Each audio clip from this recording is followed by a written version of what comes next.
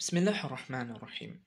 دوستان عزیز، در این ویدیو در رابطه به ابرمردی تاریخ جدید تاجیکستان یا تاریخ معاصر تاجیکستان سخن میگویم که متاسفانه نام این بزرگوار را نمیدانیم.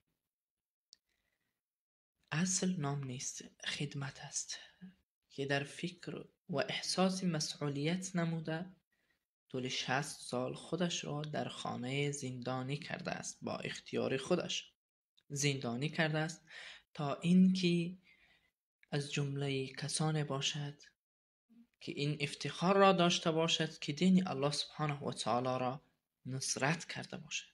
الله سبحانه و تعالی دین خودش را حمایت میکند، نصرت میکند، حفظ میکند. اما با چه کسانی؟ آیا با من و شما و یا افراد دیگر؟ هر شخص باید احساس مسئولیت کنه. بسم الله. قصه را از زبان شیخ اسحاق حفظه الله میشنویم.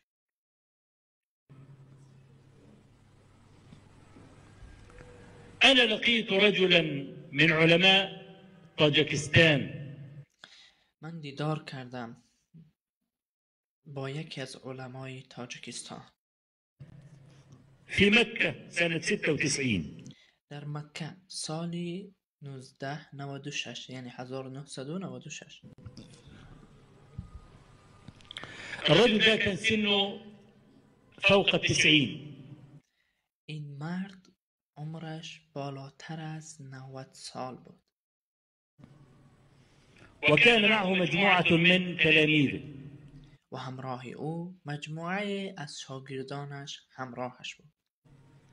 وجرى ذكر ما فعله الروس في المسلمين وأنهم كانوا يقتلون علماء المسلمين وهكذا.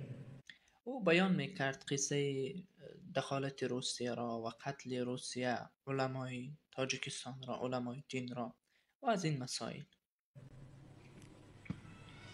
فأنا سألت بعض تلاميذه الذي كان يتكلم، قلت له: إذا كان الروس كانوا يقتلون علماء المسلمين كيف نجا هذا؟ و من در این حالت سوال کردم از بعض از شاگردانش که همراه او آمده بودند. سوال کردم که وقتی که روس علما را قتل میکرد، پس این عالم چگونه نجات یافت؟ سنه فوق 90 كيف نجا؟ عمر این بالاتر از 90 است، این چگونه نجات یافت؟ فسألوه هذا السؤال، قال له: إن فلان يعنيني يقول كذا وكذا وكذا. فتكلم الرجل وكان كلامه عجبا من العجب. از ایشون سوال کردند که یعنی همین شیخ از او پرسیده است در همین موضوع که چگونه نجات یافته است و او سخن گفت و سخنش به نهایت عجیبی از عجایبات بود. هذا الرجل يا إخواني رضي بالحبس الاختياري 60 سنة. این مرد برادران عزیز انتخاب کرده است، اختیاراً انتخاب کرده است زندانی شدن را 60 سال. حبس نفسه اختيارا، خودش را زندانی کرده است با اختیار خود. مش قبض عليه ووضع في السجن. نه اینکه او را دستگیر کردن، در زندان بسته کردن. نه. كيف ذلك؟ چگونه؟ لما رأى هذه الهجمة على علماء المسلمين، زمانی که او می‌بیند که حالتی که بالای علمای مسلمانان هجومی که صورت میگیرد، زمانی که او می‌بیند وخشي أن تجف منابع اللغة، و او در قلبش احساس میکند که زبان عربی از بین میرود با قتل علما.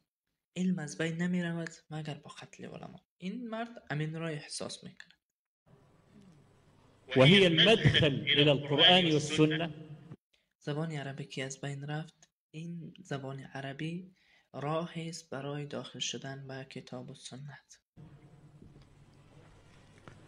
عزم بينه وبين نفسه أن يكون جنديا يحمل هم الإسلام.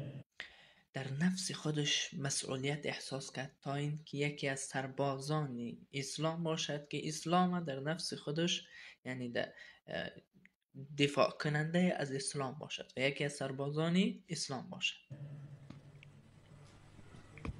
فكان يتفق مع أهل قرية ما أنه سيدخل هذه القرية.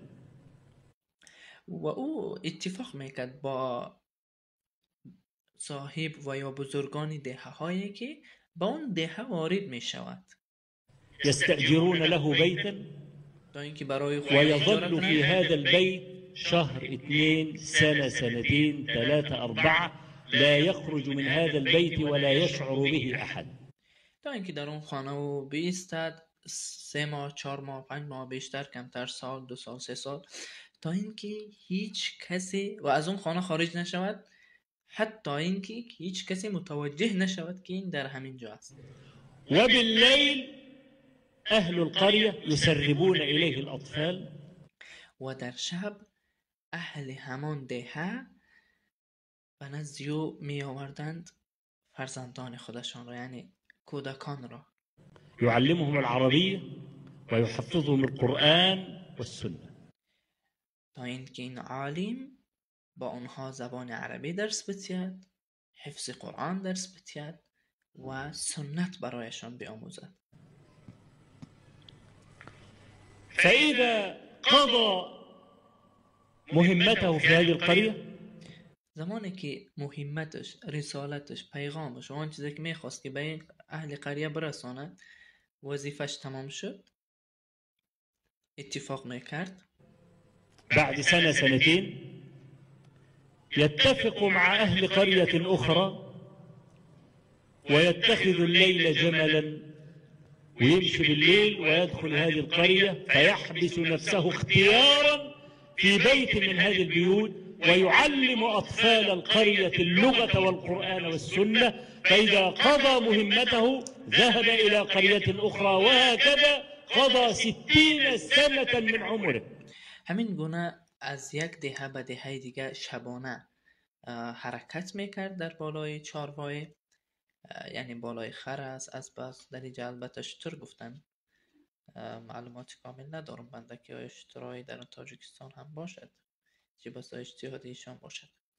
خب به هر حال سفر میکرده است در شب از یک دهه به دهه دیگر و آنها را درس میداده است 1 سال 2 سال 3 سال تا اینکه اونا قرآن حفظ کنن، حدیث حفظ کنن و از حدیث با خبر باشن، زبان عربی بیاموزن. همین گونه عمری خود چه سپری میکرد تا اینکه 30 سال معذرت میخوام تا اینکه 60 سال کامل شد.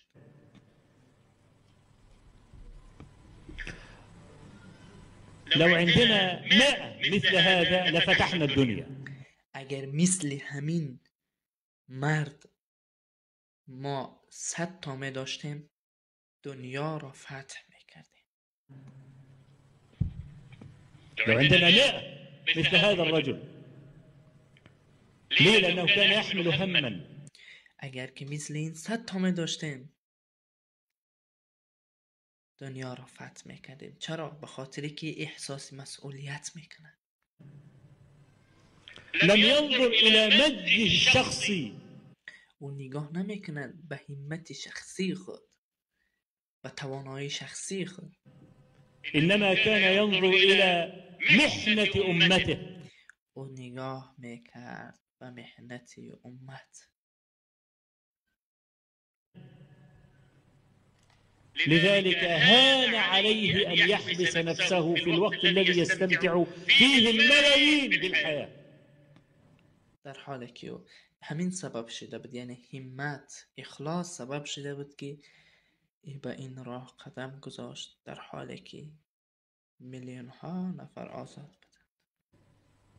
لا يفعل هذا إلا الحر. این کار نمیکند مگر واحد من کسی که آزاد باشد، یعنی از نگاه فکرانی. والله اعلم.